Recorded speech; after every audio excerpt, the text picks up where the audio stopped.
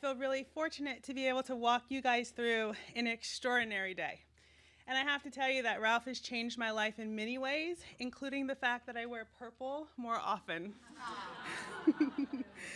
So, as Ralph mentioned, I am a pediatrician at UCSF Benioff Children's Hospital in Oakland, and I'm the medical director for our Center for Community Health and Engagement. And the goal of our center is really to achieve health equity for all children. I'm going to start by doing something unusual for a pediatrician. I'm actually going to read you guys a poem.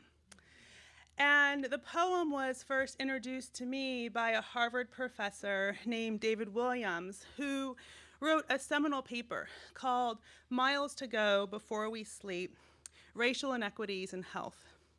The poem is called Stopping by the Woods on a Snowy Evening.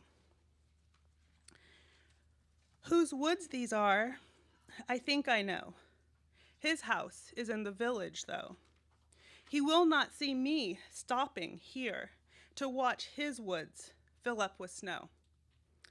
My little horse must think it queer to stop without a farmhouse near. Between the woods and frozen lake, the darkest evening of the year. He gives his harness bell a shake to ask if there's some mistake. The only other sounds the sweep of easy wind and dewy flake. The woods are lovely, dark and deep, but I have promises to keep. And miles to go before I sleep, and miles to go before I sleep. The reason why I think this poem is so apropos is because we have miles to go to reach the breakthrough outcomes that Ralph and the Campaign for Grade Level Reading are trying to achieve for all children in regards to health and education. We have a long journey, but we have accomplished a ton, and we are all in it together, and there's been so much momentum that we've built so far. So in order to set the goals for today, we have 4 main goals, and I want us to make sure that we all know what our objectives are, and at the end of the session, we're gonna check back in to say, hey, have we accomplished these 4 goals? So the first is to raise up the health determinants. The second is to understand Medicaid as a lever to address these determinants. The third is to highlight all of your great work across sectors, across silos, across funders and community-based organizations, all working together with our state Medicaid agencies, our managed care agencies, accountable care organizations, and coordinated care organizations. And we're gonna ask some really hard, important questions.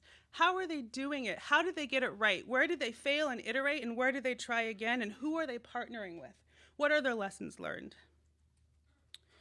The fourth goal is to reinforce the pivotal strength of local ownership, that each community needs to own and sustain their program in order to not only reach the outcomes that we want, but in order to actually ensure the trust and the engagement of the communities that we all are serving. So I have 2 additional hopes for you, and my first hope is that we leave today with achievable, actionable items that we can take home to our own communities, where you can leverage your voice and your power and your funding to really push the work forward. And then my second hope is that as leaders who are visionaries and who can also execute change, that we can set a common agenda and common goals so that we all are aligned and making sure that we're working together. In the room, we have leaders, policymakers, educators, health organizations, funders, state Medicaid offices, and a whole bunch of sponsors. And I just want to thank a couple of those sponsors. So my list is not 3 pages. So the first is DentaQuest Foundation, then Nemours Children's Health System, the Pew Charitable Trust, and Colgate-Palmolive. I want to walk you guys through the agenda so that you know what to expect. So if everyone can look at their agenda. We're going to have an exceptional panel this morning that's following a keynote by Vicki Wachino. And then we're going to have these leaders comment on the keynote. After that, we're going to have a session about Medicaid for kindergarten readiness. Then we're going to have lunch, and during lunch it's going to be working. We're going to talk about Medicaid for children, progress, challenges, and opportunities. And then in the afternoon, this is where we get to our solution shops. For those of you who know what solution shops are, there's another Harvard professor, and I swear I didn't go to Harvard. I actually went to Stanford, and so I thought about whistling Visalia, but a Harvard professor has this idea of a solution shop, and a solution shop are people on the ground that are actually disruptive innovators, who are actually doing the work, and we're going to learn from them. We're going to have a session about healthy births and infancy, a 2-generational strategy. Early child development, oral health, healthy vision, healthy homes, schools, and communities. And in each of these sessions, there's going to be a moderator, and the moderator is going to take notes.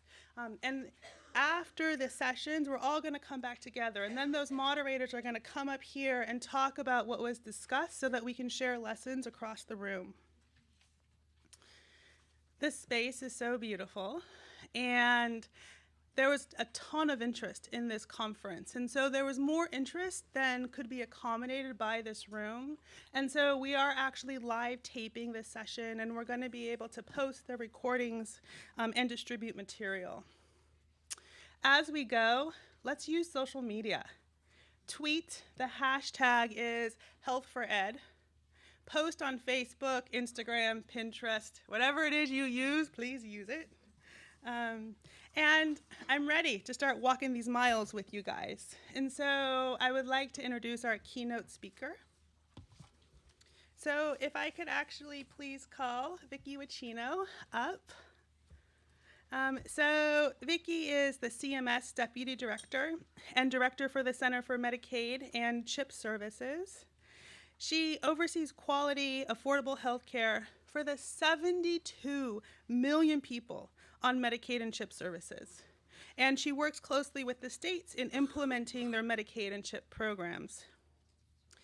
Vicki is nationally recognized as an expert for health policy, particularly as it pertains to coverage for low-income populations.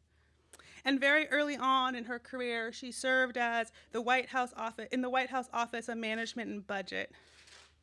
She does hold a degree from Harvard and a BA from Mount Holyoke College. So with no further ado, thank you.